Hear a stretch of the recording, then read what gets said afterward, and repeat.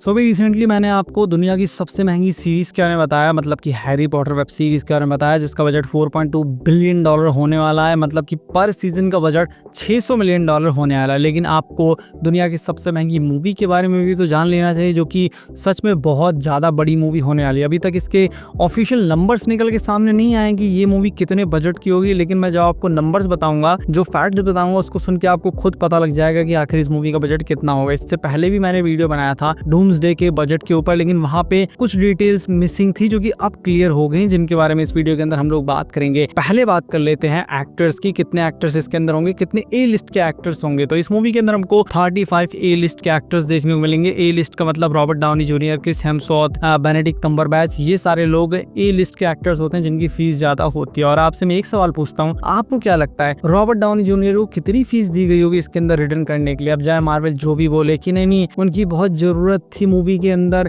उनके बिना मूवी बन नहीं सकती थी, इसको साइड रख दीजिए। मेन पॉइंट ये है कि आयरन मैन की जो इमेज है मार्वल के अंदर, जो रॉबर्ट डाउनी जूनियर की इमेज है, जो वैल्यू है, इसलिए उनको डॉक्टर डूम के रोल में लिया गया। लेने को किसी और को भी ले सकते थे, लेकिन उन्हीं को लिया गया ताकि डूबती हुई नैया को बचाया जा सके। तो यहाँ पे आपको क्या लगता है कितनी फीस ली गई होगी? रिपोर्ट्स के हिसाब से 50 से 60 मिलियन लिया गया, लेकिन अगर मुझे ये सुनने को मिले कि 100 मिलियन डॉलर उनको दिए गए तो भी मुझे कोई हैरानी नहीं होगी। और 100 मिलियन का मतलब होता है लगभग 860 करोड़ रुपए, जिसको सुन के मुझे ज्यादा कुछ हैरानी होगी नहीं। लेकिन हम यहाँ पे बात करते हैं अदर एक्टर्स की। अगर रॉबर्ट डाउनी जूनियर को हम हटा दें, 34 एक्टर्स को पकड़ लेते हैं, मान लेते हैं वो सिर्फ 10-10 मिलियन लेंगे, तो भी जो एक्टर्स की फीस जाएगी सिर्फ ए लिस्ट के एक्टर्स को देने में वो 340 मिलियन डॉलर जाएगी, जो कि काफी बड़ा नंबर होता है। लेकिन मूवी के अंदर बी लिस्ट के एक्टर्स भी है, सी लिस्ट के एक्टर्स भी है, तो उनको भी तो फीस दी जाएगी। तो उनका सबका बजट कितना बैठेगा उसको भी आपको ध्यान में रखना चाहिए। तो मेरे ख्याल से खाली फीस देने में 500 मिलियन डॉलर तो बड़े आराम से चली जानी चाहिए नॉर्मली अगर हम देखें तो। और बड़े बड़े एक्टर्स इस मूवी के अंदर आ रहे हैं, तो आई थिंक वो फ्री में तो काम करने आ नहीं रहे होंगे, पैसा तो डेफिनेटली ले रहे होंगे। तो आप खुद ही अंदाजा लगा सकते हैं कि कितनी फीस इस मूवी के अंदर दी जा रही होगी एक्टर्स को, क्योंकि बहुत सारी चीजें सुनने में आ रही है कि कुछ कैरेक्टर्स को तो जो कॉमिक्स के अंदर थे, जो कि ना लाइव एक्शन मूवी के अंदर नजर आए हैं, ना ही लाइव एक्शन सीरीज के अंदर नजर आए, उनको सीधे कॉमिक्स से ही उठा के जिंदा कर दिया जा रहा है इस मूवी के अंदर। और बहुत बड़ी स्टार कास्ट इसके अंदर होने वाली है, तो इसकी वजह से कास्ट को पैसा देने में बहुत सारा पैसा लगेगा। लेकिन उसके बाद आ जाते हैं बाकी चीज के ऊपर कि मूवी के अंदर विजुअल्स के ऊपर बहुत ज्यादा ध्यान दिया जाएगा, बैटल वर्ल्ड क्रिएट किया जाएगा, मूवी के अंदर फाइट सीक्वेंस बड़े बड़े क्रिएट किए जाएंगे, स्पेसशिप्स बनाए जाएंगे, बड़े बड़े सेट्स डिजाइन किए जा रहे हैं, और बहुत सारा टाइम इसके अंदर लगेगा। लेकिन मूवी को बहुत जल्दी भी बनाना है, तो इसकी वजह से बहुत सारे वीएफएक्स आर्टिस्ट की भी जरूरत होगी, क्योंकि मूवी को सिर्फ 1 साल के अंदर बना के तैयार करने की प्लानिंग है, तो वहां पे मैसिव पैसा भी लगेगा। तो आप इससे सोचिए कि मूवी का बजट कितना होगा। यहाँ पे एक सीरीज का बजट 600 मिलियन डॉलर पहुंच रहा है, जिसके अंदर माना बहुत से एक्टर्स हैं, लेकिन फिर भी डूम्सडे जितने बड़े एक्टर नहीं हैं। तो आप यहाँ पे खुद सोच सकते हैं कि इस मूवी के अंदर कितना बजट खर्च होने वाला होगा। मेरे हिसाब से इस मूवी का जो बजट है वो 1 बिलियन डॉलर के करीब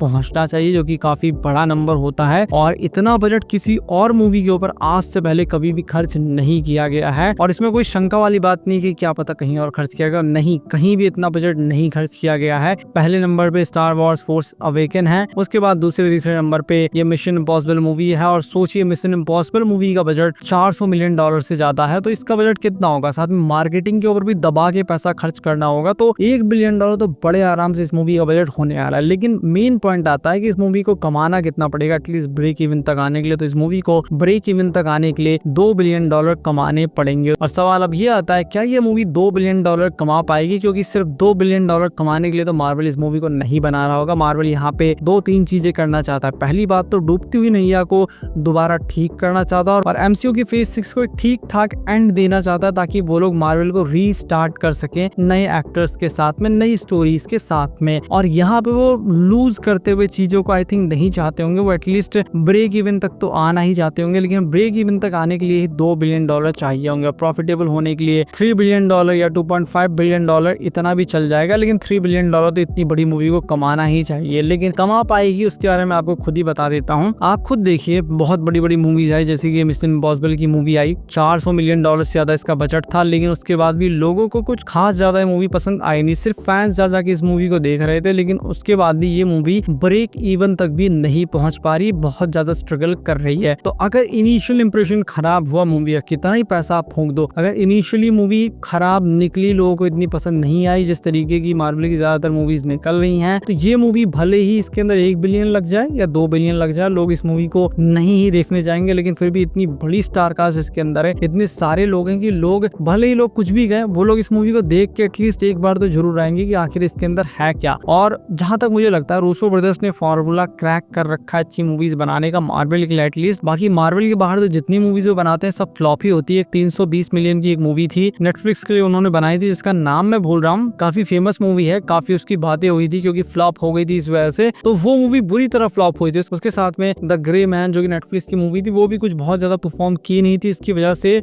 रूसो ब्रदर्स के ऊपर भी थोड़ा सा डाउट होता है। तो ये पूरी तरीके से डिपेंड करता है कि मूवी कितनी अच्छी बनेगी। और यहाँ पे मैं पॉसिबिलिटी इस मूवी के सक्सेसफुल होने की 70% रखता हूँ कि 70% तो मुझे लगता है कि ये मूवी सक्सेसफुल हो जाएगी, एटलीस्ट ब्रेक इवन तक तो ये मूवी आ ही जाएगी जहां तक मुझे लगता है। बाकी आपको क्या लगता है मूवी कितनी सक्सेसफुल होगी कितनी नहीं, कमेंट के अंदर जरूर बताइए। लेकिन हाँ, हम लोग अब दुनिया की सबसे महंगी मूवी का इंतजार कर रहे हैं जो कि जस्ट अगले साल ही रिलीज होने वाली है। और उसके बाद जो सीक्रेट वॉर्स आएगी उसका भी बजट इतना ही होगा, या हो सकता है इससे भी ज्यादा उसका बजट हो सकता है वो $1 बिलियन से भी ज्यादा की मूवी। आपको क्या लगता है कि इस मूवी का बजट कितना होगा और सीक्रेट वॉर मूवी का बजट कितना होगा, और ये मूवीज क्या सक्सेसफुल होंगी या नहीं। बाकी अगर आपको वीडियो पसंद आया हो तो हमारे दूसरे चैनल बोल्ड न्यूज को जरूर सब्सक्राइब कीजिए। मैं मिलता हूँ आपसे अपनी नेक्स्ट वीडियो में।